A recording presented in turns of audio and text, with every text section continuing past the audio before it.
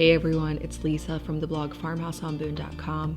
Welcome back to our crazy mudroom. About twice a year, I spend several hours in this room moving winter things and summer things around, detailing it, organizing it.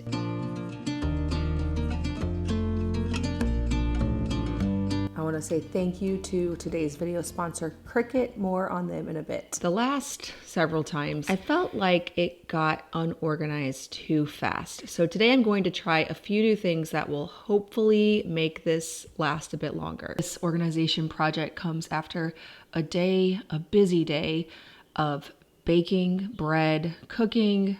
I am really kind of done at this point. Our Jersey cow, June, had her calf, which we were expecting to happen around this time. It was about a week earlier, but not unexpected, which means we now are milking 2 cows. This mudroom gets extra muddy with a lot of the spring chores because it's muddy, of course, and people are in and out constantly. This is what I want this space to be. I knew it would never be a space where I could put like a comfy chair or something like that. It's definitely very farm functional. It's also currently sharing with 28 little chicks. That's what the cord there on the right cabinet is for. There's an outlet, and that's for the heat lamp for the chicks, which are just to the right outside of this shot in a big galvanized tub. So yes, things are messy in this room. I'm a mess. I am tired, but I need to bring some organization to this space because it is at the end of a season.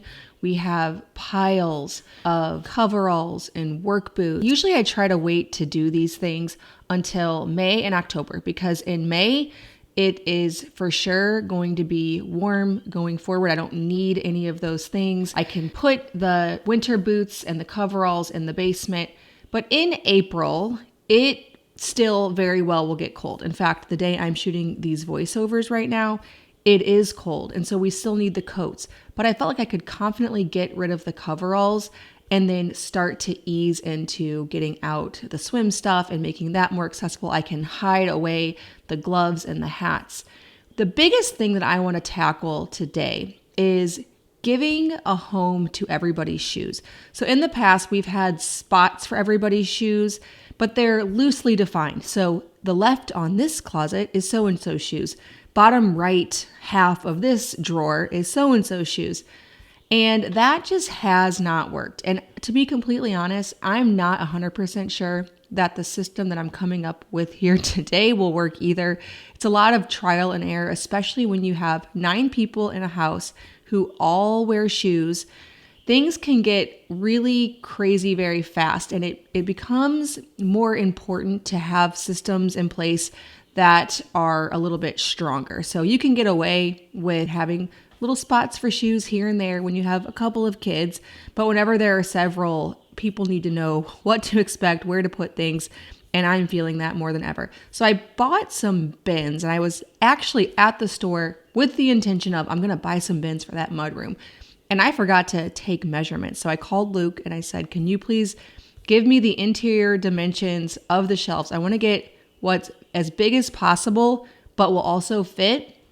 I wanted baskets for the 4 big kids, and then I thought I could get away with some smaller bins for the 3 little boys, and then the bottom drawers would be mine and Luke's.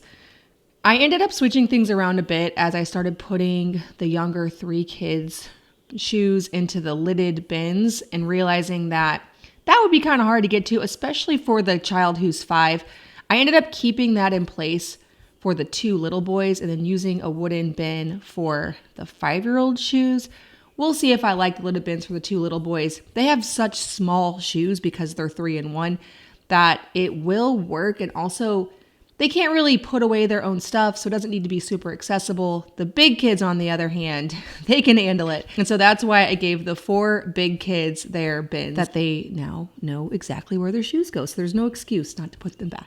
As I get this farmhouse in order, a lot of times I make the mistake, I do this pretty much every time I organize, of not properly labeling things. And then whenever it's a collective effort for the whole family to put things back away, each person doesn't know where something goes. In an effort to make my organizational systems more efficient and more beautiful, I am partnering with today's video sponsor, Cricut, to create labels and tags. I have a few different ideas as I organize several spaces in our home to hopefully make it a bit more straightforward for everyone going forward. Cricut makes smart cutting machines that pair with an easy to use app to help you bring whatever vision you have to life. You can personalize almost anything, custom cards, t-shirts, stickers, mugs, labels, and pretty much anything you can think of. Cricut requires no design experience. You can play around on the app and learn as you make. And the Cricut materials are high quality and designed to cut perfectly with Cricut machines. Today, I'm gonna be working with the Smart Vinyl to create some labels. Also going to be using Cricut markers and some cardstock to create tags.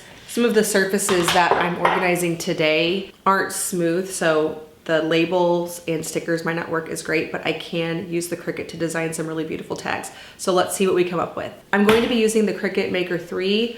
We use this all the time in our home. My oldest daughter especially loves using it to customize all kinds of things.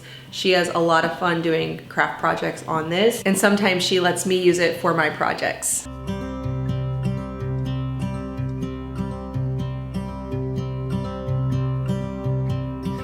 In Design Space, I am just playing around with fonts to create some kind of labeling system for the shoe bins.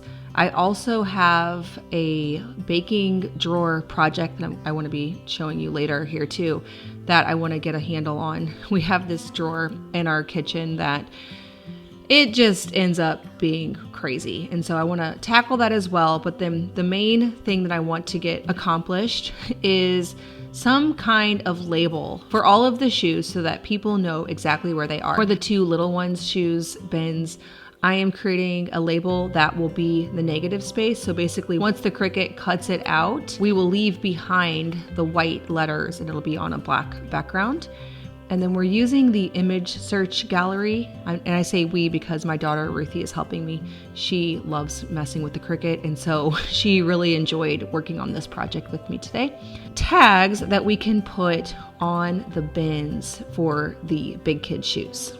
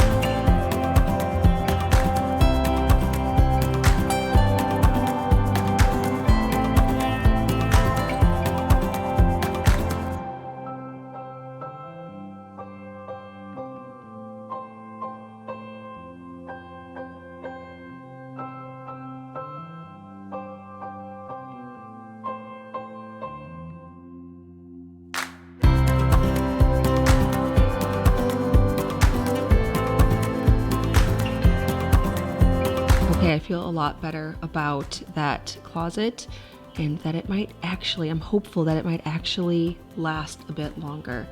I want to point out really quick as I'm emptying out this problematic baking drawer, the knob that has the gold rub and buff worn off. So many of you in my makeover reveal told me that I should put a sealer over the rub and buff, and I didn't want to act like I'm not going to try that out because I totally am. We just haven't gotten to it. So since you've told me that, it is on my list of to-dos to take these knobs back off, properly add the rub and buff and the sealer and fix that, but we just haven't gotten around to it. So I do hear your advice and I am excited to try it. I'm hopeful that it'll work, but at the moment we just haven't quite done that yet. Okay, this baking drawer, it has a few issues with it. One is that it gets really messy, but two is we can attract mice here in this house. I think it's because we live on a farm. I have lots of grains and, things that mice can get into. So it becomes an issue and I have to put things up really high so that doesn't happen. Even still, there are a few things that I like keeping right here in this drawer accessible for baking, and I'm not willing to move everything high. And so I decided to get some lids. And as I was putting in the bins that I got with the lids, I was thinking I was going to create some kind of labels where one bin would be this, one bin would be that. And I realized that it would have to be very flexible because I'm always switching things around. So I decided just to make like a basic generic baking label and then move things out of that baking bin. Sometimes I just throw things into that drawer that have spots other places. Like we have a spot for cocoa powder, so it doesn't really need to go in that bin. I have a spot for powdered sugar and cornmeal. And sometimes when I get things, I just throw them, wherever I can put them fast so I can get the groceries put away.